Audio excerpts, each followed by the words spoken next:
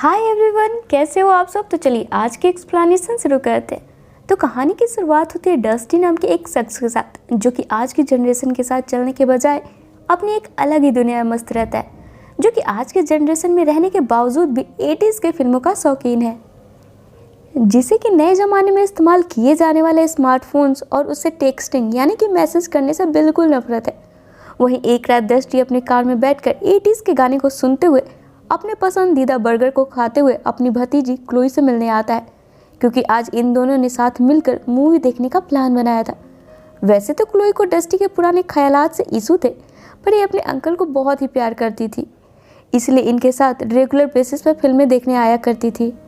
और चूँकि क्लोई आज तक डस्टी के पसंद की फिल्में देखते आया कर रही है, ये आज अपने अंकल डस्टी को जिद करके अपने पसंद की जगह सिनेथ्रैक्स में हाल ही में रिलीज हुई 3D मूवी दिखाने लाती है, जहाँ सिनेथ्रैक्स में इंटर करते डस्टी यहाँ मौजूद आजकल के टीनेजर्स को सेल्फी और टेक्सटिंग करते देख अपनी वही घिसी पुटी पुरानी डायलॉग को शुरू कर देता है कि आजकल के बच्चे ना न्यू टेक्नोलॉजी के चकाचौंध में अपने इतिहास और संस्कार को भूलते जा रहे हैं।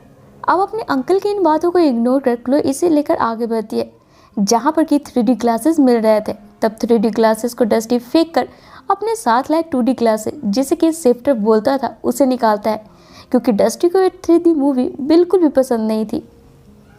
जिसके बाद क्लोई अंदर अपने सीट पर चली जाती है, डस्टी को पॉपकॉर्न लाने भेजकर। जहां डस्टी जब पॉपकॉर्न लेकर क्लोई के पास आता है, ये देखता है कि यहाँ पर हॉल में थिएटर का मैनेजर जैक क्लोई के बगल में बैठकर इसके साथ फ्लर्ट कर रहा है, जिसे जैसे ही डस्टी क्लोई के बगल से हटाता है, यहाँ पर क्लोई की 2 और सहेलियाँ आकर क्लोई के बगल में यानी कि डस्टी के सीट पर बैठ जाती हैं। अब इन्हें अपनी सीट पर देखकर डस्टी जैसे ही इसे अपने सीट से हटाने लगता है, क्लोई अपने अंकल को इनकी सहेलियों की सीट पर जाकर बैठ जाने बोलती है, क्योंकि इनके साथ में क्लोई ज़्यादा कंफर्टेबल रहेगी। अब ये बातें डस्टी को काफ़ी बुरा लगता है कि क्लोई इस पर इतना ध्यान नहीं दे रही है। तब डस्टी चुपचाप इनके पीछे वाले सीट पर जाकर बैठ जाता है। तभी यहाँ पर सबके सामने आकर पर्दा के पास खड़ा होकर जैक मैनेजर सभी व्यूअर को बताता है कि फिल्म बस कुछ ही क्षणों में शुरू होने वाली है। सभी से अनुरोध है कि सभी अपनी अपनी 3D वाली ग्लासेस पहन लें, जिसे सुनकर सभी एक्साइटमेंट में आ जाते हैं और अपने अपने ग्लासेस को पहन लेते हैं।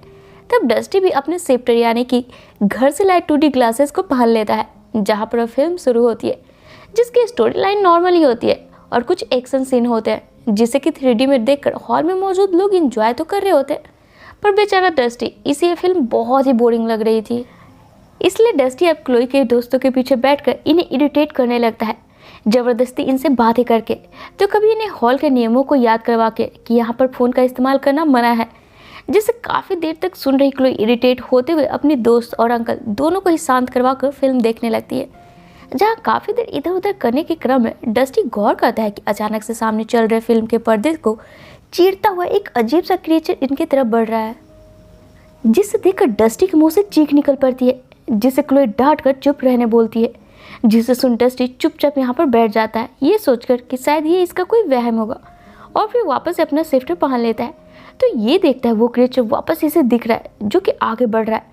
तब इस बार डस्टी अपना चश्मा निकाल लेता है, तब ये क्रिएचर कहीं गायब हो जाता है, जिसे देखकर डस्टी को भी ये लगने लगा था कि जैसे वो क्रिएचर वहम नहीं सच में है, जिसे ये अपने आसपास ढूंढने लगता है, पर ये क्रिएचर कहीं नहीं दिखता है।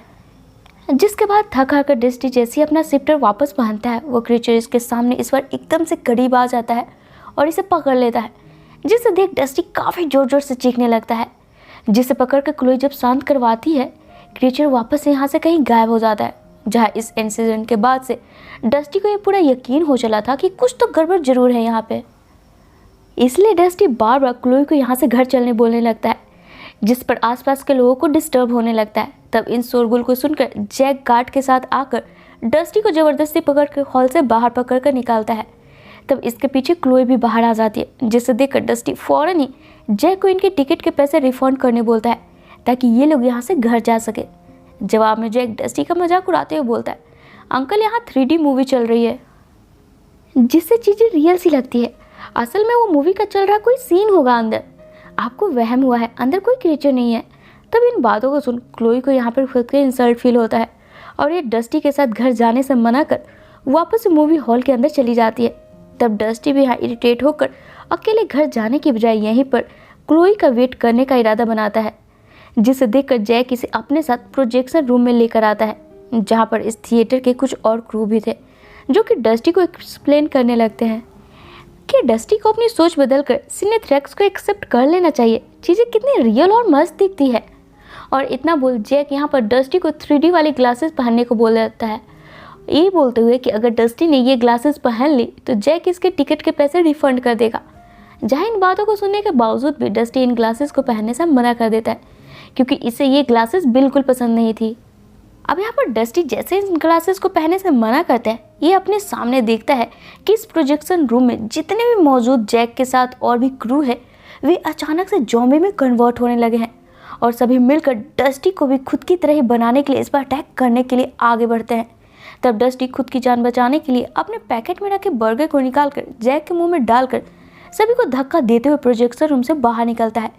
तब बाहर का नज़ारा देखकर डस्टी हैरान हो जाता है क्योंकि यहाँ थिएटर के सभी क्रू भी अब ज़ॉम्बी बन चुके थे, जिनसे अब बचते हुए डस्टी खुद को स्टोर रूम में लॉक कर फौरन ही क्लोई से कांटेक्ट करता है मैसेज करके, जो कि इसे करना बिल्कुल पसंद नहीं था।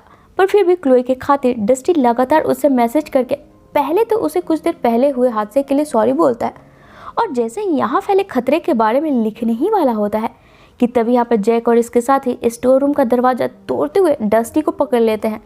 तो इधर क्लोई को भी अपने अंकल के मैसेज से रियलाइज़ होता है कि इसे उन्हें माफ़ कर देना चाहिए। तभी क्लोई की नज़र यहाँ पर डस्टी के शिफ्टर पर पड़ती है, जो कि यहीं डस्टी के सीट के नीचे गिरी पड़ी थी। तब यहाँ पर क्लोई इसे उठाकर जैसे ही पहनती है, ये अपने आसपास के नज़ारे को देखकर दंग रह जाती है। ये देखती है कि एक बड़ा सा क्रिएचर सामने लगे पर्दे से निकलकर अपने बहुत सारे टेंटिकल्स की मदद से यहाँ मौजूद सभी व्यूअर्स के चेहरे से उनकी एनर्जी को चूज कर सभी को अपने वश में कर ज़ॉम्बी बनाते जा रहा है।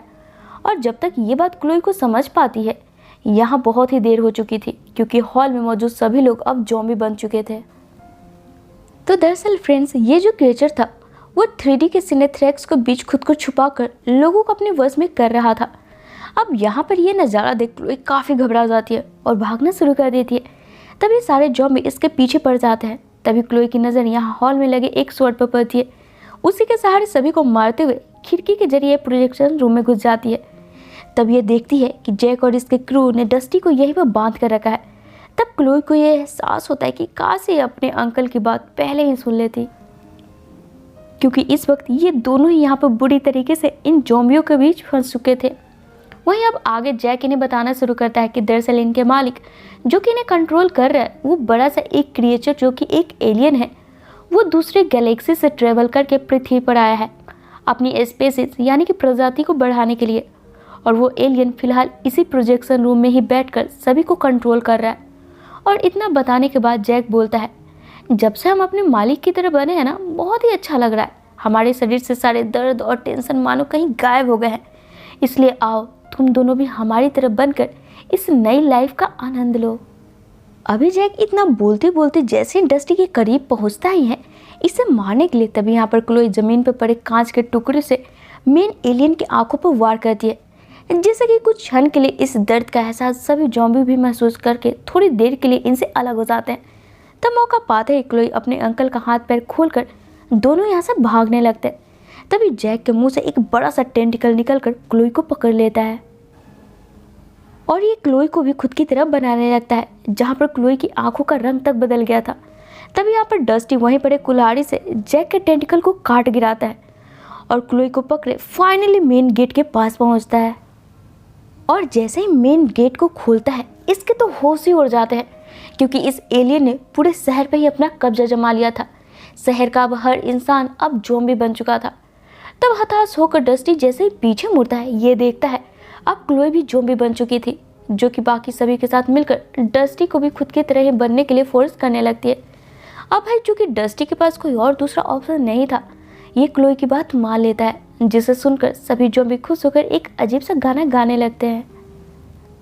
तो अब फिल्म के आखिर में हमें उसी मूवी हॉल को दिखाया जाता है जिसमें कि सभी मूवी देखने आए थे। ये सभी वापस से अपने अपने सीट पर बैठकर 3D ग्लासेस को लगा लेते हैं और इस बार क्लोई ये 3D ग्लासेस वाला चश्मा अपने अंकल डस्टी को भी पहनाकर बिठा देती है, ताकि जब सामने से वो टेंटिकल आकर इसे चूसे तो इसे ज़्यादा तकलीफ महसूस ना हो।